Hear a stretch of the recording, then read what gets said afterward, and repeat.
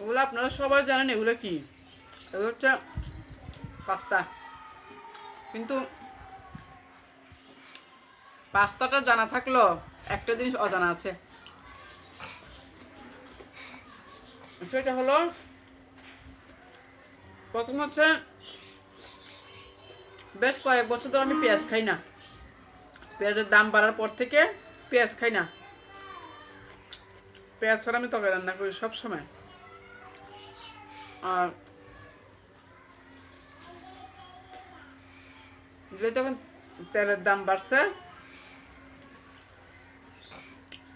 সেজন্য এখন তেল কিনি না।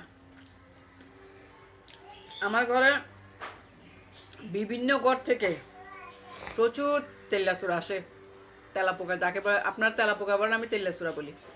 তেল্লাচুরা বলি এই জন্য যে ওরা তেল চুরি করে খায় মানুষের ঘর থেকে।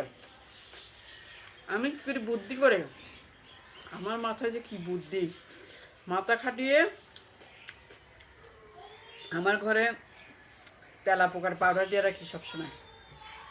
মানুষের ঘরে যত তেলাপোকা আছে আমার ঘরে আসে।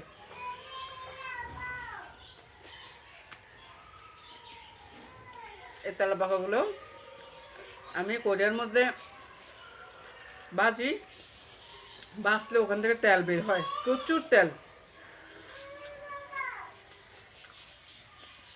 ওই তেলাপোকার তেল দিয়ে আমি সব সেরে ফেলি, আমার রান্না বান্না যত কিছু আছে।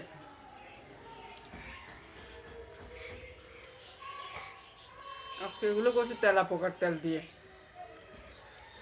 তেল্লা চূড়ার তেল। আমার মাথা যে কত বুদ্ধি, আমি ব্রেন কাটাইয়া কত কিছু করি। আমি ব্রেন কাটাই এখন আজকে কত বছর ধরে পেঁয়াজের দাম বাড়ছে, তখন থেকে আমি পেঁয়াজ খাই না। আমি মাথায় বুদ্ধি খাটাইয়া আমি পেঁয়াজ ছাড়া তরকারি রান্না করি, অনেক মজা হয়। তাই আপনারা খেয়ে যেতে পারেন।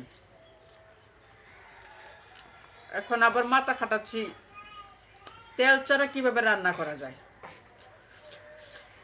দেখলাম তেল ছাড়া রান্না করে গেলেও পেঁয়াজ ছাড়া রান্না করে গেলেও তেল ছাড়া রান্না করা যায় না। সেজন্য আমি একটা বুদ্ধি বের করেছি, সেটা হচ্ছে তেল্লা চূড়া আছে না, তেল্লা চূড়া, আপনারা শুদ্ধ ভাষা তাকে তেলাপোকা বলেন, আমি বলি তেল্লা চূড়া। তেল্লা চূড়ার থেকে এই চিপা, ওই চিপা থেকে ধরে তেল্লা চূড়াগুলা কয়লার মধ্যে তেলে আমি তেল বের করি, করে তারপর আমি বিভিন্ন সুস্বাদু রান্না করে আমি খাই, খেয়ে আপনাদেরকে বিনোদন দিই। আর আপনারা আমাকে বকাবকি করেন, সেটা আপনাদের বকাবকি শোনাটা, সেটা আমার একটা মাথার ব্রেন খাটাই করি। কারণ আপনারা যদি আমাকে বকাবকি করেন,